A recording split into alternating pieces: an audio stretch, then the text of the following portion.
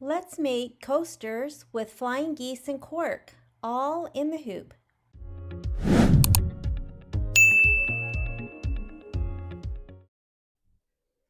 I recently purchased 3 kits from Kimberbell, and they're all about books. Today I'm going to be working on the Bookish coasters. So our little postcard shows what's in our kit. First, as always, is a great step-by-step instruction book.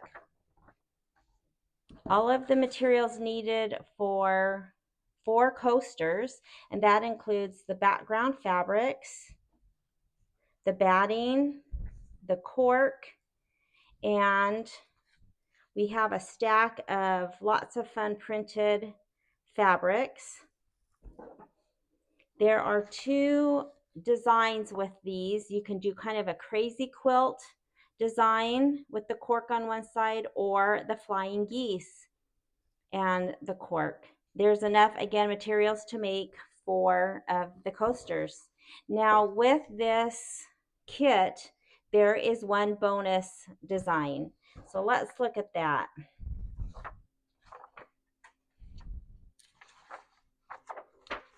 This bonus design is a cute open book. You can see the front and back covers, and it says I'd rather be reading. It's got some great floral, looks like a little butterfly.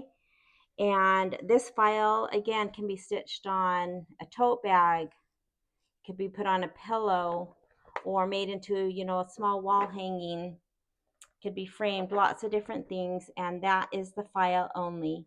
Now, with Kimberbell, all of their digital files starting in 2025 will not have a CD or USB sent with kits anymore. You will have the designs on your account on the Kimberbell website.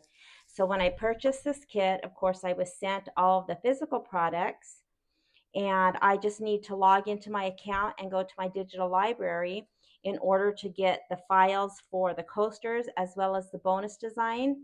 And then I can download those right to my computer. And then those designs or those files will always be in my Kimberbell account. So let's get started on these cute coasters. I have my fabrics pressed, and here is the size of the little coaster. We are going to do the second flying geese design. And so I have my batting and my cork. These came pre-cut. There was no need to do any kind of trimming with those. The backing, that is for the envelope back. This, of course, you will cut according to the directions. And then these will be folded in half. There's 2 pieces. Then there is a piece of just the off-white. This will not be backed. This will not be shown when the final project is done. It just is a piece that after the flying geese are made, before the cork is put on, this piece kind of just covers the batting, and so this does not need to be backed. Then the pieces for the center of the flying geese, the directions don't say to back with interfacing. However, I did back mine, and I am going to show you as we start stitching why I decided to do that. But again, the directions just call for these fabrics to be trimmed. Then the background fabrics are to be backed with fusible interfacing per the directions. This material is the same, and you can see how see-through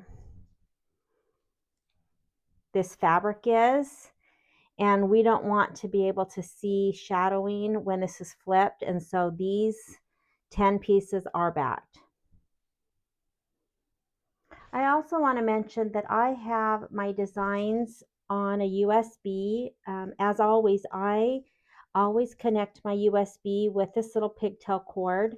This goes to the side of my machine and never really comes out of my machine. When I change a USB out or let's say take it out and add more to this USB, I take it out of the pigtail cord, and that way it saves wear and tear on the port of my machine. So I always have that just sitting off to the right of my machine. So I will choose embroidery and I will go to my USB,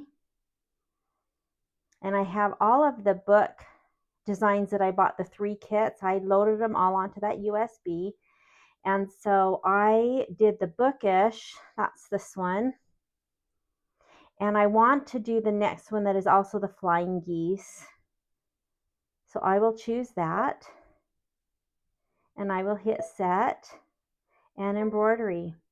Now I have already changed my hoop, of course. I'm using a 5x7.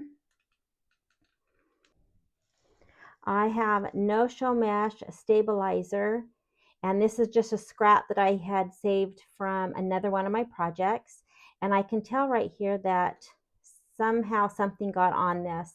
And so I am going to come back and show you what I'm going to do. Probably wouldn't really matter, but when I'm ready to stitch, I can select this design, and I am going to come to layout and move, and I am going to go ahead and just move it all the way to the top. That way that little piece on the bottom of the stabilizer that has something on it won't be at all in the design. I will select OK, and then I always like to go to this minus plus needle so that if for some reason I need to move forward or go back, I'm right there ready to go. All right, let's start with the placement for the batting.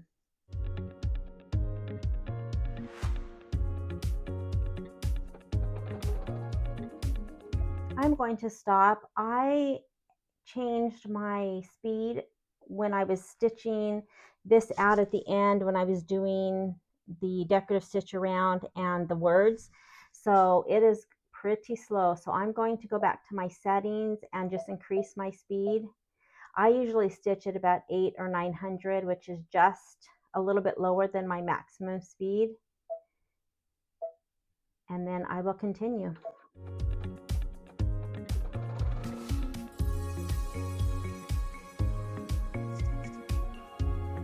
I am going to just slide this out, and I'm taking my batting and just making sure that it's centered. The batting sticks to the no-show mesh, and so I really don't need to tape it down. I can maybe, hold it if I feel I need to just as it gets started, and we'll tack this down.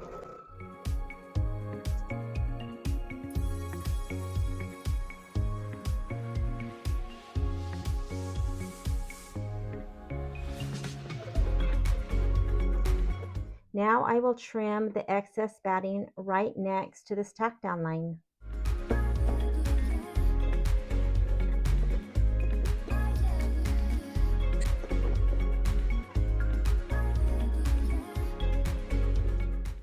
The next step is going to be a placement for our fabric. We really only need the first little triangle, but I'm going to go ahead and let the whole template stitch out.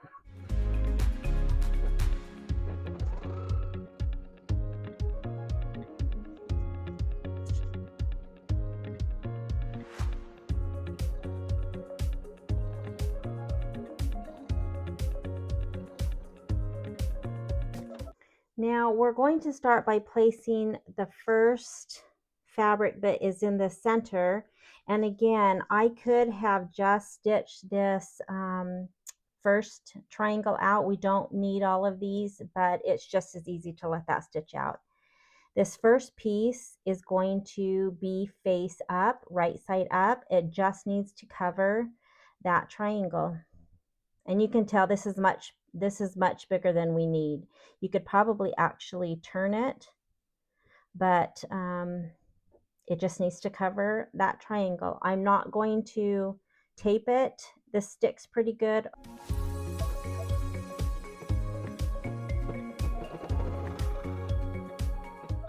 It stitched one line. It might be a little bit hard to see.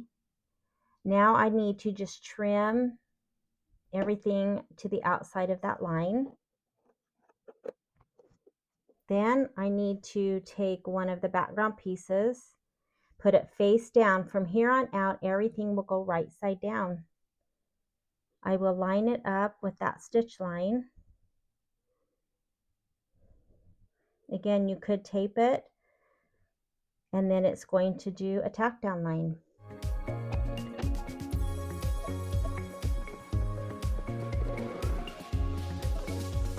After this is tacked down, it needs to be folded.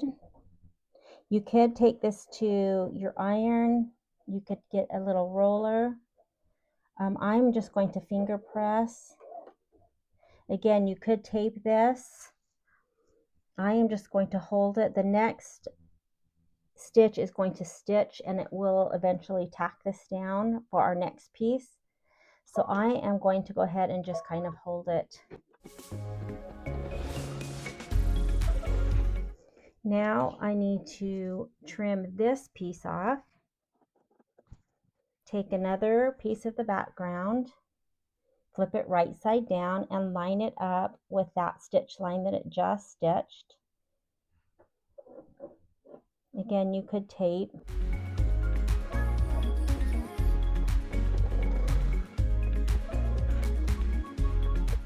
And now this piece needs to be folded and finger pressed or pressed with an iron. Again, you could tape these. I'm just going to hold them down. The next stitch is going to stitch a line that gets ready for our next piece of fabric. I will trim.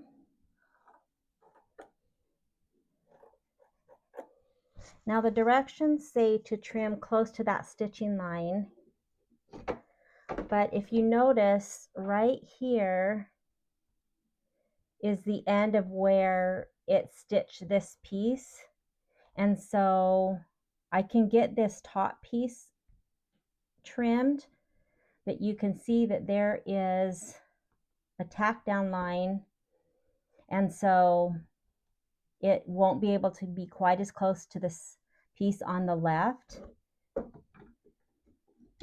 but that's okay.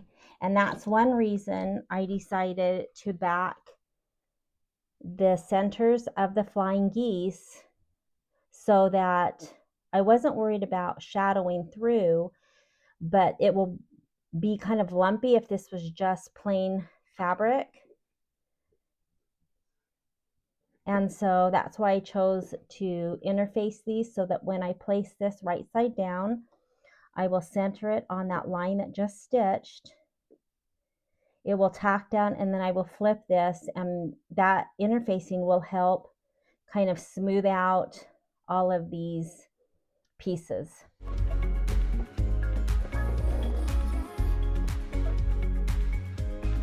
So when I flip this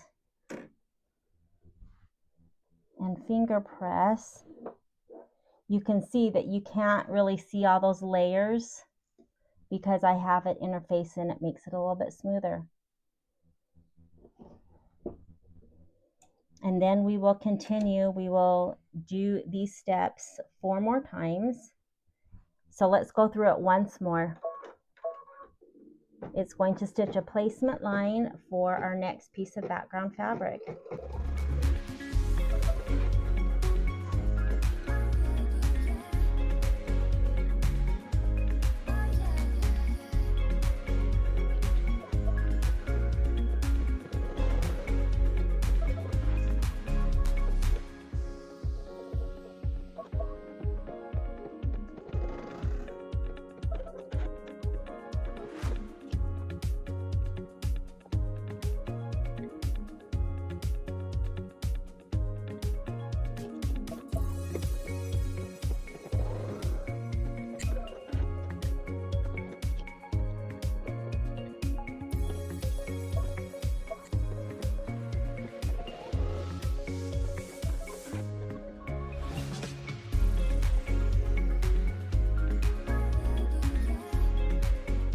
So I will continue the same steps. I will place the next piece of fabric right side down, and I forgot to mention that I chose not to use the purple. This was supposed to be that purple fabric, and I chose to use a yellow. So I will place this right side down. It will stitch that tack down. I will flip it, and then we'll just repeat by putting both of the background sides on and repeating 2 additional times until our flying geese unit is done.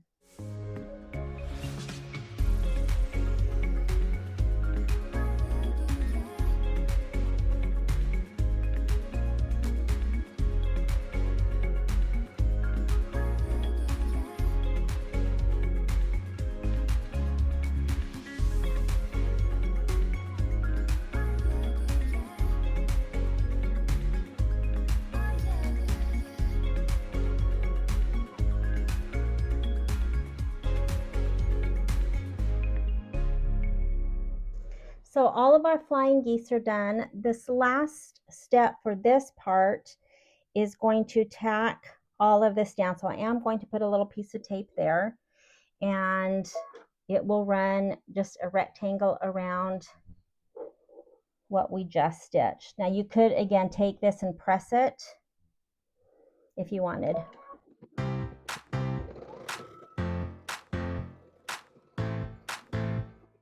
This next step is going to run a placement line for this piece. It's just going to cover the batting and the edges of this fabric before we put the cork down. It will just stitch right on this same line, but I'm going to go ahead and just run that anyways.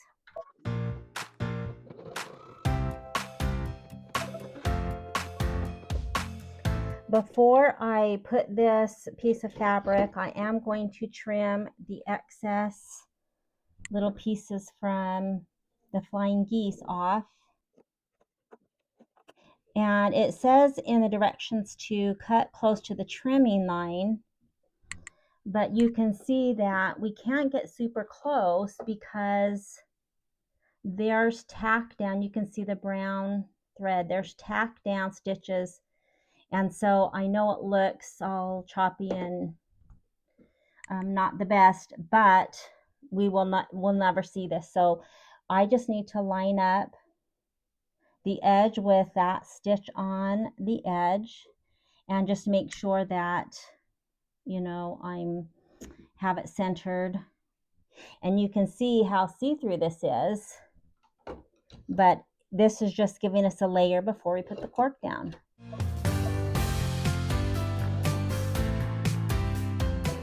Now I need to fold this back, and again, you could take it to your iron. I'm just going to finger press, and you can see how you can kind of see where that edging is, and it's kind of a little bit lumpy, which is why I chose to back these pieces. That's what this would have looked like if I didn't back those printed fabric. It would have looked a little bit lumpy. So let's get this tacked down. It's going to just tack the 3 sides down.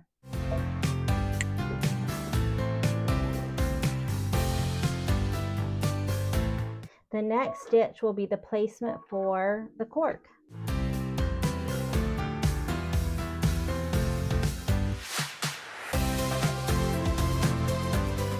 So this inner little box is for the cork, so we just need to make sure that our cork is covering that, and our cork will actually cover, you know, much more. So you can tape it down. I'm just going to hold it. This is where I turned my machine down for the speed, because we have all of this fabric that we cut off from the flying geese. There's a lot, and it's going to be doing a decorative stitch after the tack down. And so I'm going to go ahead and go back to my settings and just change my machine. I'm going to put it on the slowest, which is 350 stitches per minute, just for this last few steps. You can tape your cork in place.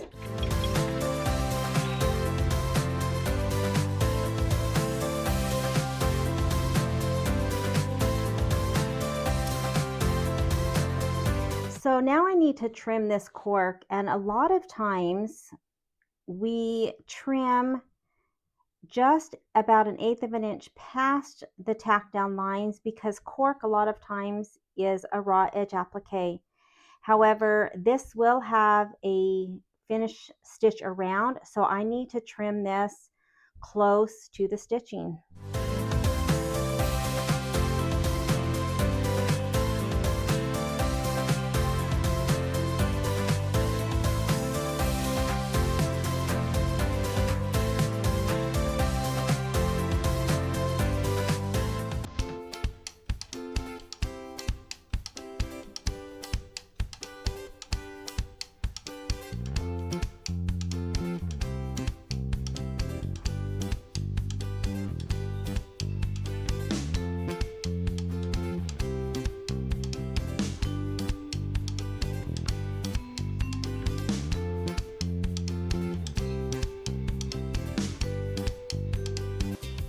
So our top is done, and now we just have to put the backing on. So we have the two pieces that have folds, and the folds need to go towards the center. So if you line up this raw edge with this outside line and equal amounts over the side, then you will be right where these need to go. These folds need to overlap about 1/2 an inch. So if I line this up, you can see that it overlaps.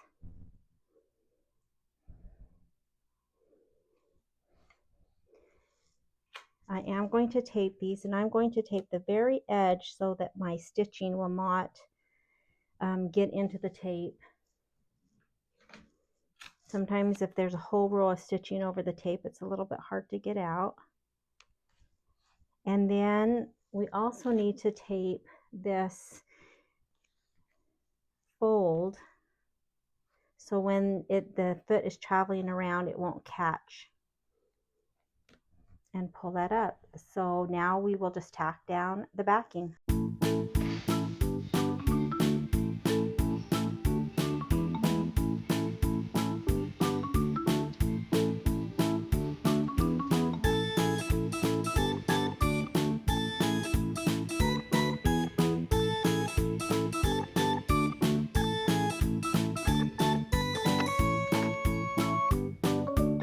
So I've taken it out of the hoop, and you can see that this is where we will turn the coaster. And so now I just need to trim about 1/4 of an inch, maybe a little bit closer around this final stitch. You could use your rotary cutter. I'm just going to use scissors.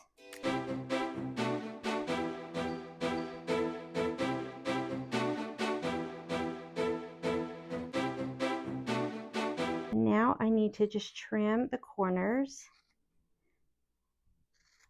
So I will trim across the corner and then kind of diagonal just to get a little bit more bulk out.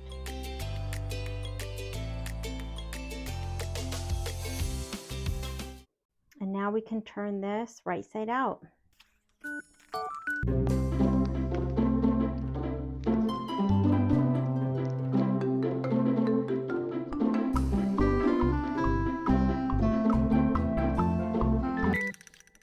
So after I turned and pushed the corners out, I am going to go press and kind of roll this so that I have as least as possible of the blue backing coming to the front. So when I press it, I will use a pressing cloth when I press on the front over the cork, but I'll try to kind of roll that blue to the back and then give it a press.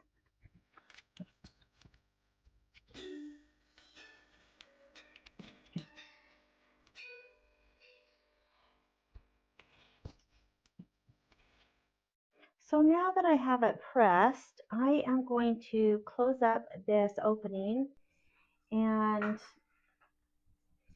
I am going to use the Heat and Bond. It's just a double-sided iron-on adhesive. There's also the Fabric Fuse, that a permanent adhesive that you do not iron, but I'm going to go ahead and use the heat today, and so I've just cut a piece. There's a bumpy side, and that needs to go towards one side. It doesn't matter because the paper will be peeled off. And I'm going to try to line it up to the top of this fold that's on the top edge. I want it as close to that as I can.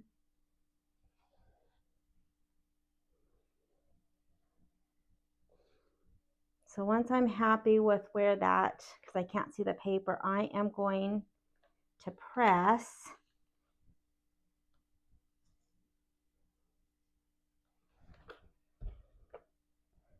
And that presses it to that bottom piece.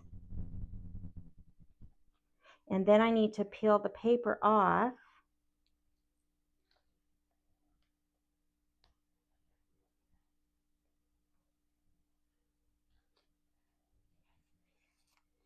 And you can see it leaves a shiny adhesive left after you peel the paper off, and then I will just press again, and that will adhere to the top piece and seal that shut.